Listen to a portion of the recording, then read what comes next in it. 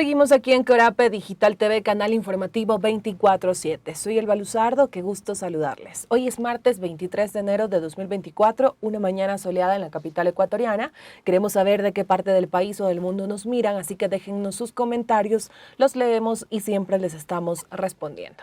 También comentarles que varios temas noticiosos se han suscitado en estas últimas horas. El país está a la espera del anuncio de la semaforización del toque de queda que prometió anunciar el presidente Daniel Noboa. Por su parte, la vicepresidenta Verónica Abad, que se encuentra en Israel, ha anunciado 25.000 plazas de trabajo para ecuatorianos en ese país. Antes de ampliarles esos detalles, saludamos a nuestra invitada de hoy, Alejandra Santillana Ortiz, vocera del colectivo Yas Unidos y directora del Instituto de Estudios Ecuatorianos. Señorita Santillana, ¿cómo está? Buen día, bienvenida a la red de medios de Corape.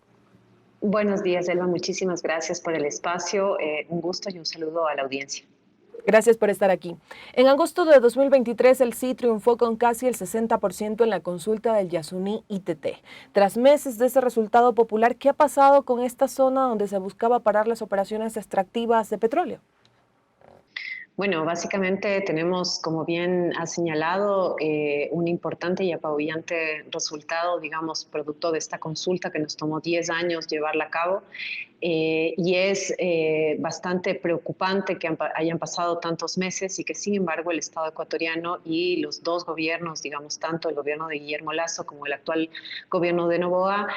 no solamente que no han atendido, digamos, el dictamen de la Corte Constitucional, sino que fundamentalmente ahora tenemos, ¿no es cierto?, un presidente Noboa que se desdice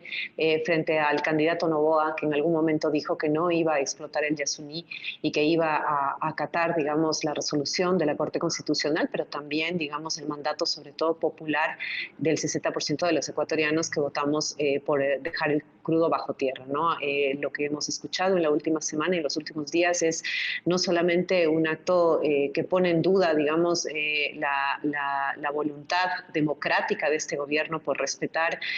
una resolución del pueblo ecuatoriano. Finalmente, digamos, este es un precedente que no solamente le hace daño al Yasuní, sino que le hace daño a la democracia en el Ecuador. Y finalmente también, ¿no es cierto?, en este llamado consenso de la guerra y en este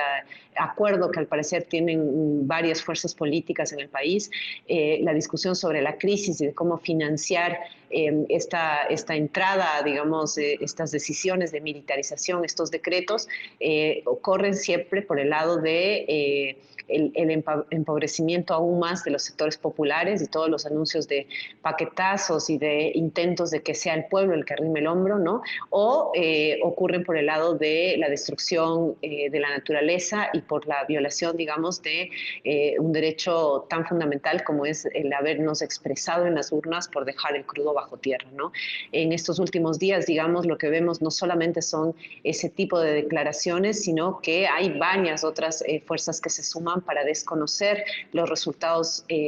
digamos, que tenemos ahorita en el país, lo cual es bastante preocupante, no solamente en términos de democracia, sino en términos de que en contextos de crisis, en contextos en donde el Estado necesita, digamos, recursos, lo que se le ocurre siempre a las élites, a las cámaras empresariales y demás, es ir por el lado de los sectores más pobres, ¿no? Cuando hay otras opciones, digamos, que nosotros como Yas Unidos, pero en general varias otras voces han planteado en relación a cómo en este momento lo que requerimos, ¿no es cierto?, es por ejemplo, que sean los más ricos los que arrimen el hombro o que el Estado mismo pueda reorganizar y financiar a partir de la reasignación presupuestaria y no violando o planteando una moratoria en este sentido, ¿no? Y nosotros nos parece sumamente preocupante y es por eso que hemos hecho en estos días un llamado a estar vigilantes y a negarnos a este tipo de declaraciones que ponen en tela de duda el carácter democrático de este país. Y hablando en este caso de la postura del presidente y también de otras fuerzas políticas, ¿qué opina Yas Unidos también de lo mencionado por el presidente Daniel Noboa en un medio de comunicación que habla de una moratoria como un camino viable? Esto haciendo referencia a la situación del ITT y también a la crisis de seguridad que está atravesando Ecuador. Bueno, nuevamente, ¿no? Nosotros desde siempre, digamos, y sobre todo en el último periodo de cara a la campaña y a la consulta por el Yasuní hacia agosto del año pasado, sostuvimos la necesidad de pensar no solamente la votación o cómo votar en las urnas el 20 de agosto, sino también de dar opciones y alternativas al país para que precisamente ese porcentaje que digamos que no llega ni al 1% o que bordea el 1% del presupuesto del Estado, como lo demostramos varias veces frente a las declaraciones o el intento de Petroecuador y de otros sectores de presentarnos unas cifras infladas, ¿no es cierto? Nosotros decíamos en ese momento que ese porcentaje del presupuesto era posible de ser financiado de distintas maneras. Una de esas maneras tiene que ver con las exenciones tributarias que entrega el Estado a los grupos económicos más grandes, digamos, y poderosos, y que terminan siendo, ¿no es cierto?, estos incentivos tributarios que terminan siendo subsidios para las cámaras empresariales, ¿no es cierto? Subsidios que no tiene el resto del país, no lo tienen los campesinos, no lo tiene las mujeres organizadas en torno a la economía popular, no lo tiene el mundo agroecológico, no lo tiene la clase trabajadora, no lo tienen los pequeños emprendimientos, y sin embargo sí la tienen las élites y los sectores más poderosos de este país. Otro elemento que nosotros habíamos pensado es que era necesario y urgente, mucho más en el contexto, digamos, de un presidente como Lazo, que había sido también, digamos, denunciado por evasor de impuestos, recordemos que fue parte de los Pandora Papers, y cómo, digamos, ahí necesitábamos una política clara en términos de evasión de impuestos, que sobre todo quienes evaden los impuestos no son precisamente, digamos, el pueblo que paga el IVA en cada vez que necesita como acceder a algún tipo de consumo, o que tiene que necesariamente pagar los impuestos porque si no, los bancos o el Estado nos cae, ¿no es cierto? Sino que son esos grupos poderosos que pueden evadir precisamente las fronteras nacionales y poner sus fortunas, sus grandes fortunas en paraísos fiscales en donde no pagan impuestos a costa de su riqueza, que es generada por la clase trabajadora. Nosotros fuimos muy claros, es decir, que necesitábamos una política, ¿no es cierto?, que controle el tema de evasión de impuestos, y además planteamos una serie de otras alternativas al país en términos de que nos parecía que el Yasuní era la invitación para imaginar otro modelo de desarrollo menos desigual y menos contaminante, sobre todo con los territorios en donde habitan pueblos y nacionalidades indígenas como es la Amazonía, y que después de 50 años de extracción petrolera nos han traído a una situación calamitosa en donde no se han resuelto los grandes y enormes problemas de desigualdad que tiene el Ecuador.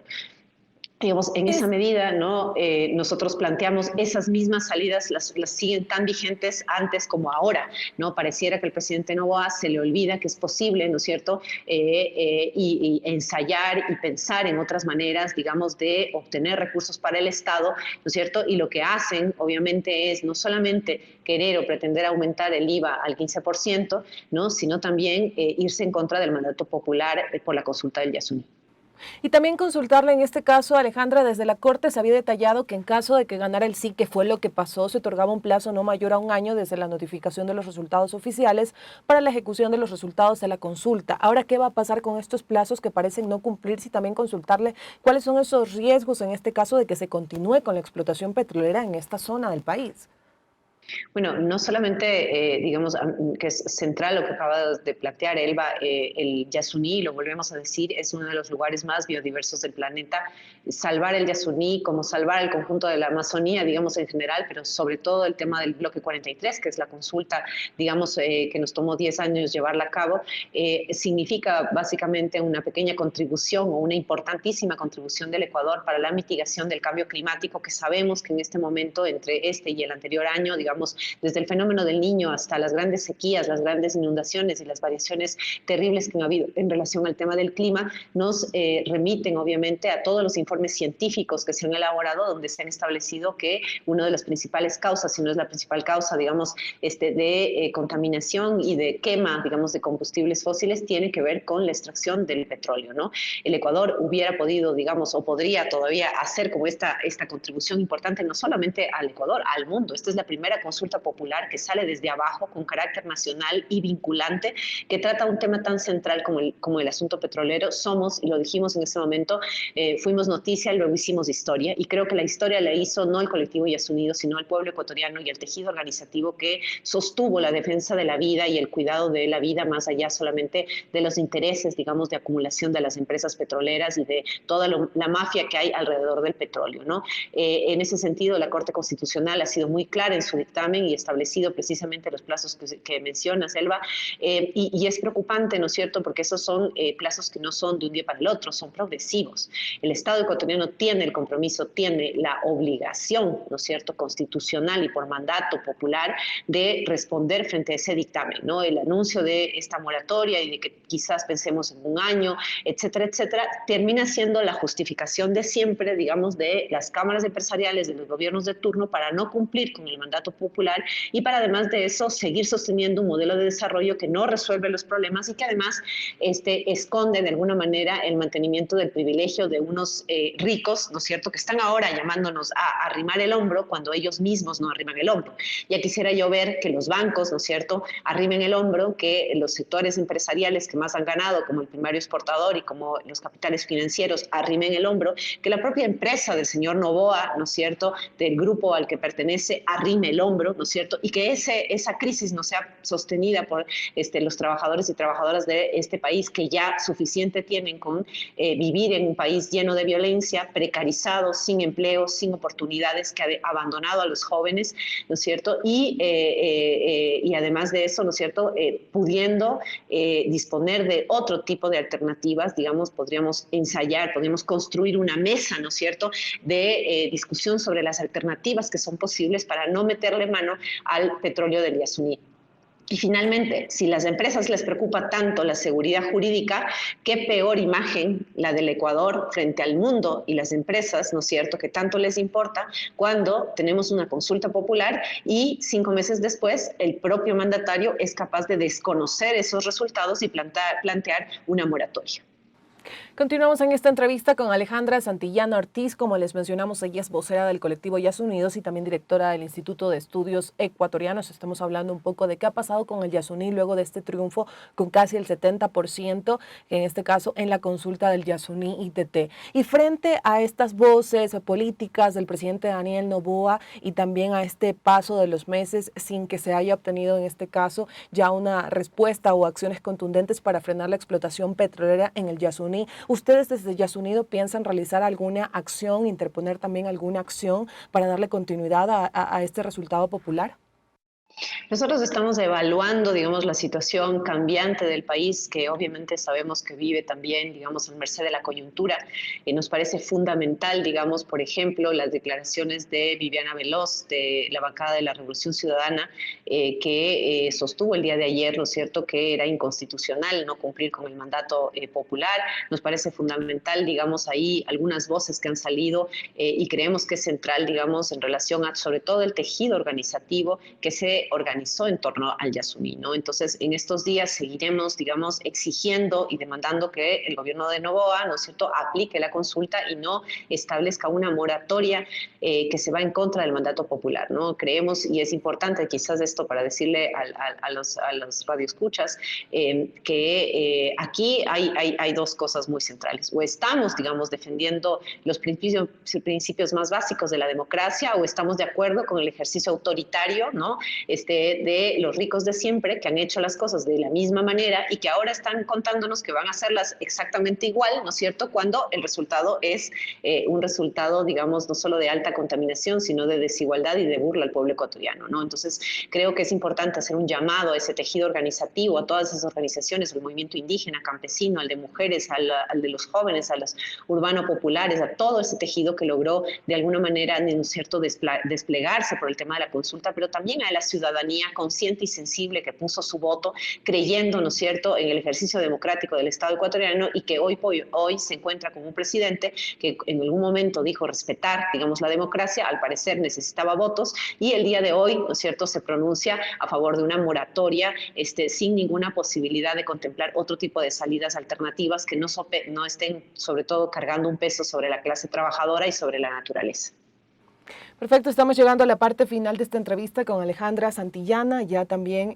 para despedirse de las personas que nos están escuchando y nos están viendo ese mensaje desde Yasunidos. Bueno, decirle al país entero, a la gente que nos escucha, que ese voto que nosotros pusimos, ese voto consciente que el pueblo ecuatoriano puso, ese voto a favor de la vida, del cuidado de la vida y de dejar el petróleo bajo tierra en el bloque 43 del Yasuní, tiene que respetarse. Nuestro voto se respeta. Perfecto, muchísimas gracias por estar para los medios comunitarios. Alejandra, que tenga un excelente día. Muchísimas gracias, un abrazo y saludos.